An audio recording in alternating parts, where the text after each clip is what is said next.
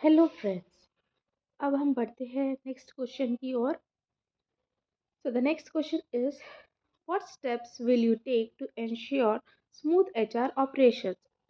कौन कौन से आप स्टेप्स लोगे ताकि एचआर ऑपरेशन स्मूथली अपन कंडक्ट कर सके। To ensure smooth HR operations I would implement proper number one attendance and shift management system. मैं अटेंडेंस प्रॉपरली लूँगी ताकि मुझे सैलरी बनाने में आसान हो, ताकि मैं एम्प्लॉयज़ पे ध्यान रख सकूँ। शिफ्ट मैनेजमेंट सिस्टम, कोई कोई कंपनीज़ में शिफ्ट वाइज एम्प्लॉयज़ आते हैं, किसी का 10 बजे का शिफ्ट होता है, किसी का 11 बजे का होता है, तो shift wise management system. Attendance and shift management system. Second है ensure compliance with labour laws and standing orders. मैं ये इंश्योर करूँगी जो भी कंप्लायंस है वो लेबर लॉज और स्टैंडिंग ऑर्डर्स के मुताबिक हो। थर्ड है maintain accurate and confidential HR records.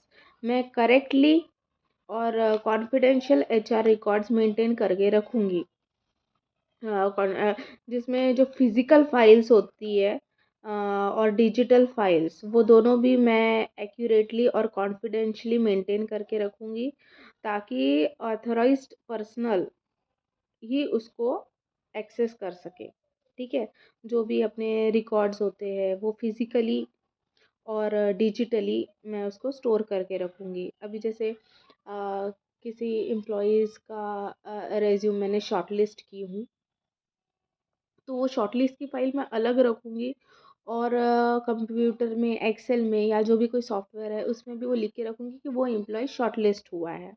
ठीक है, अगर कोई दूसरा एम्प्लॉय सिलेक्ट हुआ है, रिजेक्ट हुआ है, तो उसकी मैं एक सेपरेट फ़ाइल बनाऊँगी और एक्सेल या सॉफ्टवेयर में मेंटेन करूँगी कि वो जो दूसरा एम्प्लॉय सिलेक्ट हुआ है क्या रिजेक्ट हुआ है, तो सिलेक्ट हुआ है, रिजेक्ट हुआ है। इस तरह से मैं फिज़िकल फ़ाइल और digital file are stored safely and only authorized person can access them.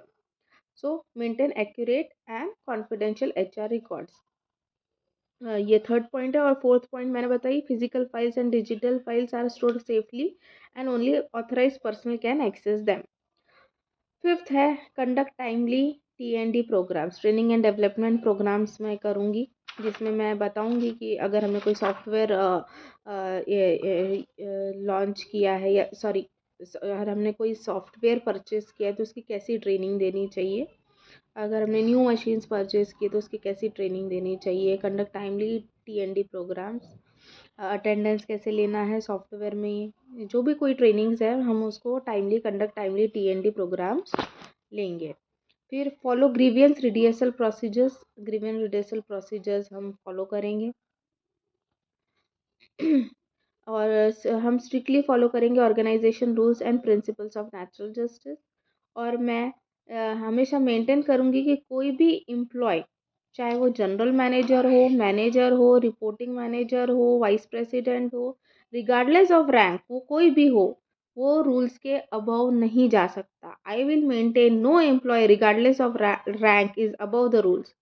I would document, मैं सारे डॉक्यूमेंट्स, जितने भी कंप्लेंट्स है, जितने भी इंसिडेंट्स है, उस सब को डॉक्यूमेंट बना के रखूँगी उस सब का, और इंश्योर करूँगी कि सेफ्टी और एंड प्रिवेंट एस्केलेशन, कि कोई एस्केलेशन ना हो। अभी कोई झगड़ा है तो कोई झगड़ा बढ़ते ना जाए, बल्कि मैं उसको प्रिवेंट कर सकूँ। ठीक है, तो आई वुड डॉक्यूमेंट, मैं सारे कंप्लेंट्स इंसिडेंट्स को डॉक्यूमेंट करके रखूँगी और इंश्योर करूँगी कि सेफ्टी रहे और prevent escalation. I would document all the complaints incidents, ensure safety and prevent escalation. Then induction training for new employees, अगर न्यू एम्प्लॉयज़ ज्वाइन होता है तो उसको मैं इंट्रोड्यूस करूँगी सभी एम्प्लॉयज़, सभी डिपार्टमेंट के एम्प्लॉयज़ के साथ। अपस्किलिंग करूँगी ट्रेनिंग फॉर एग्जिस्टिंग स्टाफ के लिए, एग्जिस्टिंग स्टाफ जो पहले से है उनको भी ट्रेनिंग प्रोवाइड की जाएंगी। अगर कोई सॉफ्टवेयर हम परचेज करते हैं तो न्यू एम्प्लॉयज़ को तो मिलेंगी, लेकिन एग्जिस्टिंग एम्प्लॉयज़ को भी हम अपस्किलिंग ट्रेनिंग करेंगे। Upskilling training for existing employees. Safety and statutory compliance training, इसकी भी हम ट्रेनिंग देंगे।